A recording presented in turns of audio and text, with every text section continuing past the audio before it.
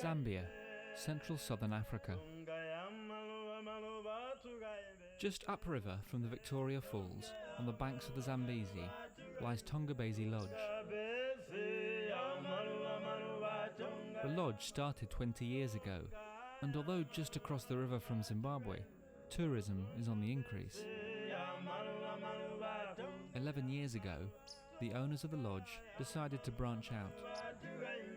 Whilst I was at Tongabezi, all the staff, the waiters, the laundry ladies who were working there came up and started asking me to help with education. They said there's nothing really in the area. There was one local government school which is still here called Simonga, but due to it being a government school it was fairly underfunded, class sizes were huge, and so the actual education for the children was not of a high standard. And so I decided the best thing to do was just to set up a little preschool. We had just 15 children and they were all staff children. The school was free, but part of the deal was that the parents helped out with the cleaning. We needed to come up with a good name for the school, and so we called it Tujatani, and it's a Tonga name, which is one of the African tribes, Zambian tribes, and it means we all hold hands together. Having started up that with our one classroom, the parents came to me and said, the children are doing so brilliantly well here, we want to keep them at this school, please can we make it a primary level? Can they go into grade 1? And I was very anti it. I said, no, let's just stick doing a preschool for a few years and see what happens. But the parents were saying, no, this is Tujatani, we must move forward and grow. And so we got inspectors coming up to the school to come and check us and see what was happening. And just a couple of days before we were supposed to open, we got a letter from the government saying, yes, go ahead, primary school is fine. So those children then went into grade 1.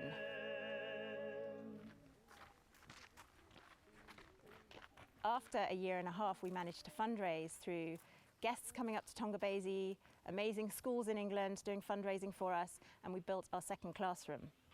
And when we did that, then we brought in a new group of children. And every couple of years, we've managed to build a new classroom and bring in a new group of children. My name is Bond Licha. I'm the deputy head of the school, as well as a class teacher for grade 5. My name's Oliver Mtambekwa, doing administrative duties at Tongabezi. At the same time, I'm a class teacher, teaching grade 6 class.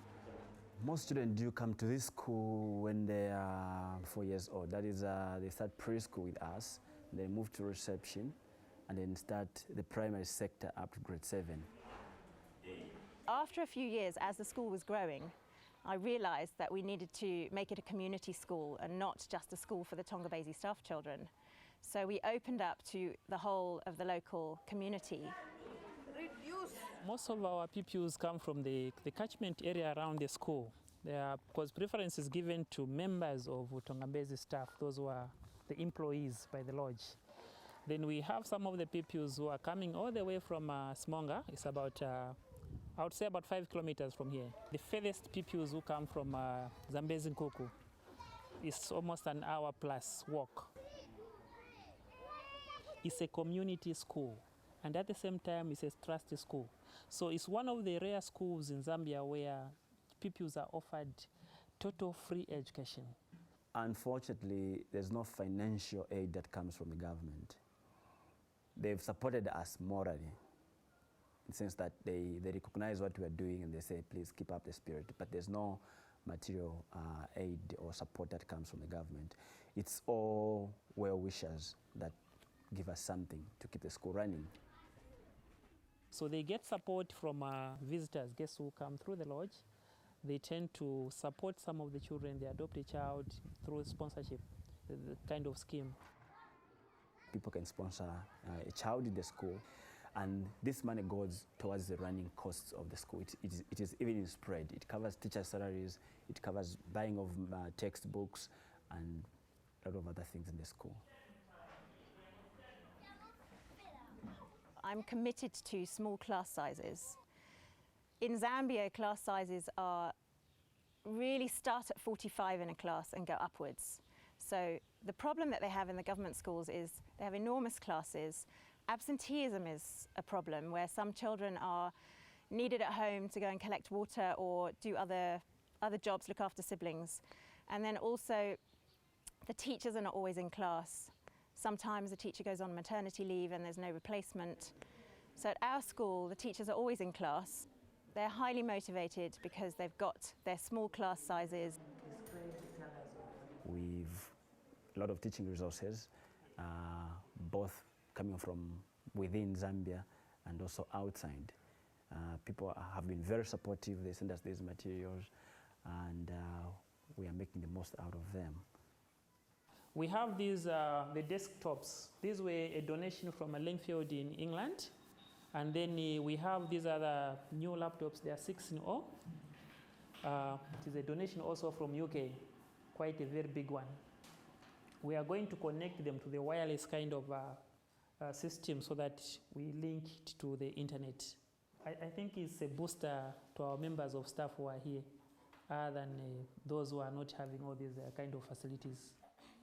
I've got amazing teachers from Livingston, all local Zambian teachers, who are thrilled to be at this school because they've got small class sizes, which means that the children can really learn well. They've got materials in their classrooms. They teach all those subjects: mathematics, English, science. If 1 stands for ones, what number is going to be here? Yes, Nassan, 1. The letter D. The letter D. Now again, I'm going to expand these numbers in numbers. So you are going to have either nouns, pronouns, adjectives, adverbs, verbs, so that you can give a word. Is it a descriptive word? Is it an action word if it's an adverb? In terms of teaching, I make it a learner-centered kind of teaching so that the children are involved, other than the traditional way of letting the teacher talk. You let the pupils touch and do things on their own, especially in science. Mathematics, let them manipulate on the board so that they are able to understand the concepts. It starts off first of all by showing the flower itself. It is inside where the seeds or the fruit is going to be. Clean. Green. Clean. Green. What can be the opposite of clean? Dirty. Huh? Dirty. What? Dirty. Very, very good. Can you clap hands for yourself?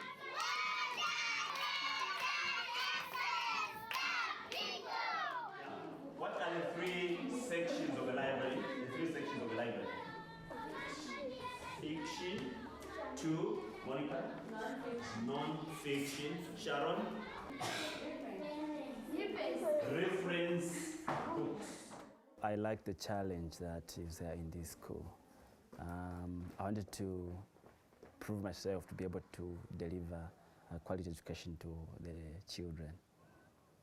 Unlike a situation that is there in government schools where school classes are overcrowded and teachers are relaxed, I wanted to be somewhere where I could prove myself to be a good teacher. Now, I'm going to give you work, and you should do it in your groups. You should do it in your groups. We also have specialist teachers, like now we have got one for music, and we also offer French. Those, they come maybe at intervals in a week, maybe Monday, Wednesday, so that we can offer children a variety of curriculum model.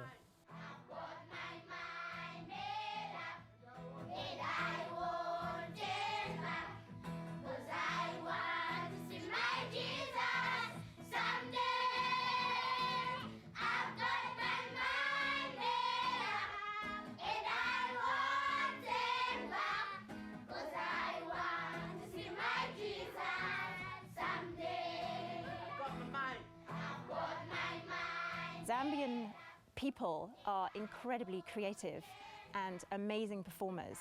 And so over the period of time that we've been here, I was desperate to set up a performing area for the kids. And the first thing we did was to set up an amphitheatre. We've got one of our class teachers does performing arts with the children and writes poetry.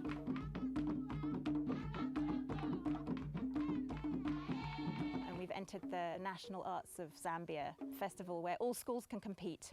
And we've managed to become national champions a couple of times. And you, foolish humans, one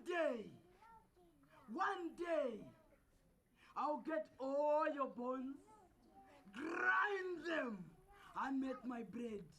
We've had an exchange program where some of the teachers have been back to the UK, seen classes work over there. We've had a couple of teachers from the UK come and join us for a while. And this is how we can write this number. Very good. Let's clap for her.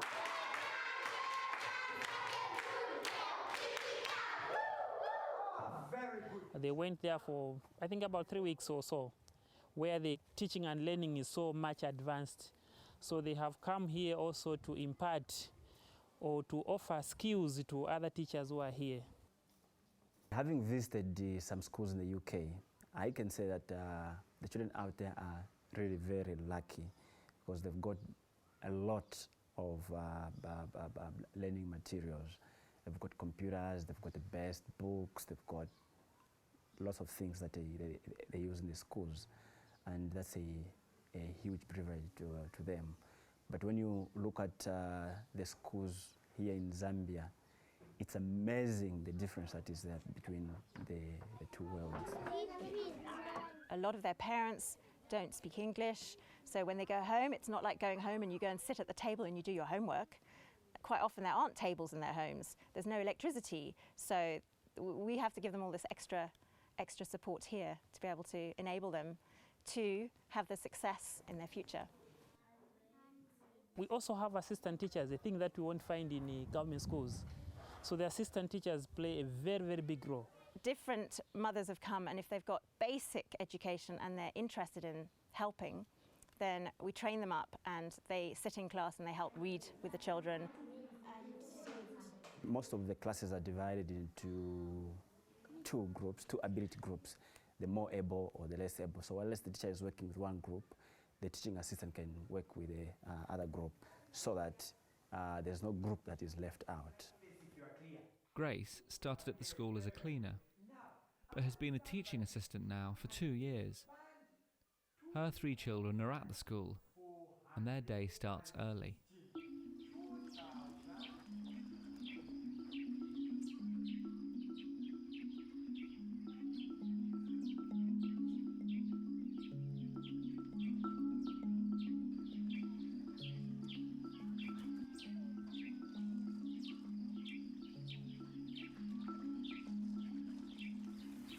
My name is Grace Chabalande. I have 3 children, Evaristo, Esther, and Stephen. Evaristo is 13 years old, Esther is 9 years old, and Stephen is 3 years old. We wake up around 6 o'clock. We start bathing. Then after bathing, the children dress. My first name is Evaristo. I'm 13 years old. I've got one sister whose name is Esther, and my brother is Stephen. Steve and Evaristo are my brothers. I also live with my cousin, Catherine. I live in Simonga village. I came in 1998, but I was living at Mchenje farm and I was married to the father, to the children. Then we divorced in 2005, 21st April. Then I started living in the village, in Simonga village.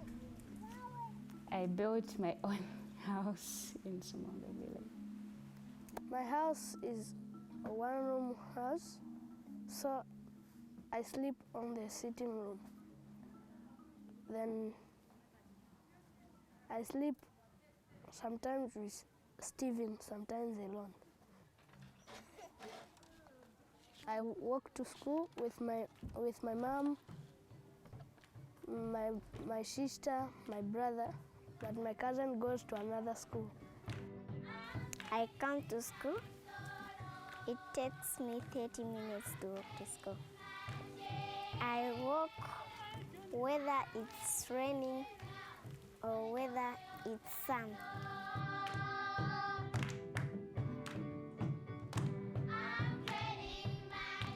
Zambia has a tropical climate, so although it can be hot, it also has a rainy season from December to April, which keeps the country green. But despite all the rain, food is scarce. 46% of the country are underfed, and the average life expectancy in Zambia is 37 years. So the school need to make the long walk worthwhile. The idea is to make the children come to school, because some of them, they start off from homes without any breakfast at all. But once they're given breakfast or lunch, they tend to stay in school, and that motivates them. It's difficult for a child to come if they haven't had lunch home. They would rather they stay home because their stomach is empty. They don't have the energy to do anything, any activity. You know, having a meal at home is a 50-50 situation. They may not have it. So if our donors assist us in terms of lunch, that is funding the lunch program, it basically costs about $10 to feed a child for the whole month. And that would make a huge difference. Butterfly, butterfly, every time I see you, I smile on my own. I like the colors on your wings and your thin body. I see you all the time in my garden. I see you flying in the shining sunlight. What a nice insect you are. I wish to be like you some days.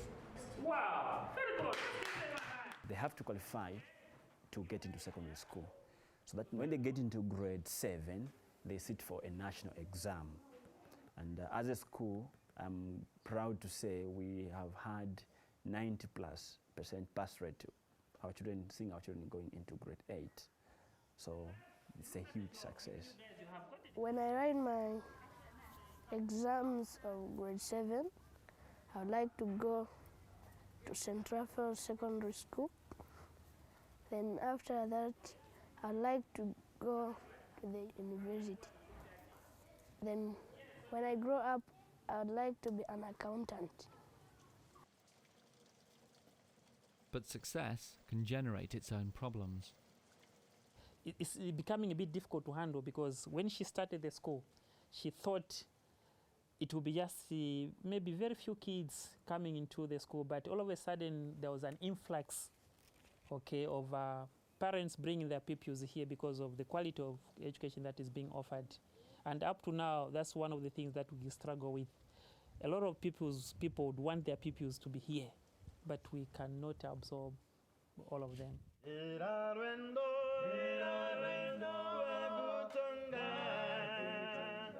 My hope is to see it expanding up to, say, grade 1 up to grade 9, since we offer quality education, so that we can see our children get into grade 9. After grade 9, we'll say, well, they can now go to high school, and then the kids, when they come back from high school, they are saying, we are going to the universities. It's important to go to school because the school teaches everything about life. If you know how to do things, then in future you won't have problems. I think the children feel very proud of their school and very much attached.